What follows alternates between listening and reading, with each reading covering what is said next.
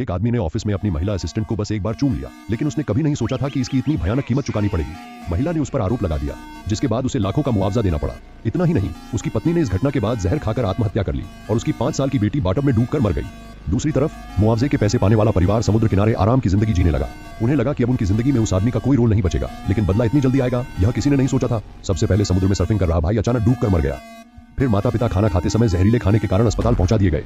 जब लीसा अस्पताल पहुंची तब तक दोनों की अंग फेल होने से मौत हो चुकी थी। परिवार के एक सदस्य की मौत ने लीसा को पूरी तरह तोड़ दिया। हैरानी की बात यह थी कि जब उसके भाई की मौत हुई उस जगह पर उसका पूर्व बॉस भी दिखाई दिया था, और माता पिता जिन जहरीले मशरूम को खाकर मरे वैसा खाना बॉस के साथ काम के दौरान भी खाया जाता था। हर साल माता पिता की याद में घर में मशरूम वाला खाना बनता था। इन सारी घटनाओं को जोड़कर लीसा को महसूस होने लगा कि उसके परिवार की मौतों के पीछे उसके पुराने बॉस का हाथ हो सकता है। इसके बाद वह हर दिन टीवी के सामने बैठकर बॉस की गतिविधियों पर नजर रखने लगी। तभी उसे एक बड़ा सुराग मिला। उसे पता चला कि बॉस की हाल ही में लिखी किताबें हिंसा और खौफनाक घटनाओं से भरी हुई हैं, जो उसकी पुरानी लेखन शैली से बिल्कुल अलग थी। शायद वह अपनी किताबों की कहानियों को असल जिंदगी में बदल रहा था। अब 6 लोगों का परिवार घटकर सिर्फ 3 लोगों तक रह गया था। लीसा नहीं चाहती थी कि उसके छोटे भाई बहन को भी कुछ हो, इसलिए वह एक पत्रकार के पास गई और अपने बॉस को बेनकाब करने की बात कही, लेकिन उसके पास कोई पक्का सबूत नहीं था। इसलिए पत्रकार ने उसकी मदद करने से मना कर दिया। लेकिन उसी रात उसका भाई भी हादसे का शिकार हो गया। जैसे ही उसने अस्पताल के बाहर गाड़ी पार्क की, अचानक एक ताकतवर आदमी आया और उसे गाड़ी से घसीटकर बाहर निकाल लिया। वह लगातार उसे मारते हुए कहने लगा कि तेरी वजह से मेरी पत्नी ने मुझे छोड़ दिया। स्पष्ट था कि उस आदमी ने उसे किसी और समझ लिया था। बुरी तरह पिटाई के बाद उसका भाई वहीं मर गया।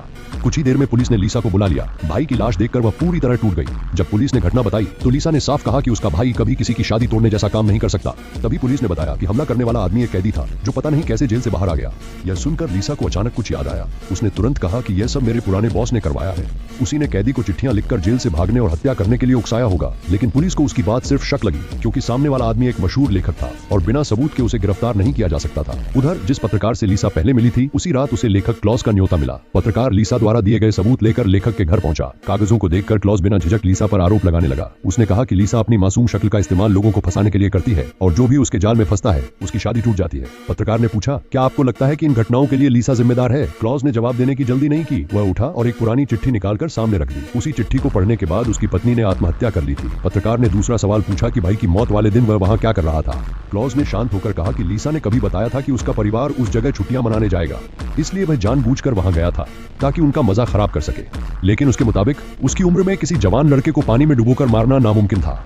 पत्रकार के बाकी सवालों का भी क्लॉस ने इतने आराम से जवाब दिया कि पत्रकार के पास कहने को कुछ नहीं बचा। अब परिवार में सिर्फ 2 बहनें बची थीं। अपनी छोटी बहन की सुरक्षा के लिए लीसा हर वक्त उसके साथ रहने लगी। लेकिन एक दिन बाहर जाते समय दोनों ने अचानक दुकान की खिड़की में क्लॉस को देखा। मजबूर होकर लीसा फिर पत्रकार के पास गई, लेकिन बिना सबूत के कोई खबर छपना मुमकिन नहीं था।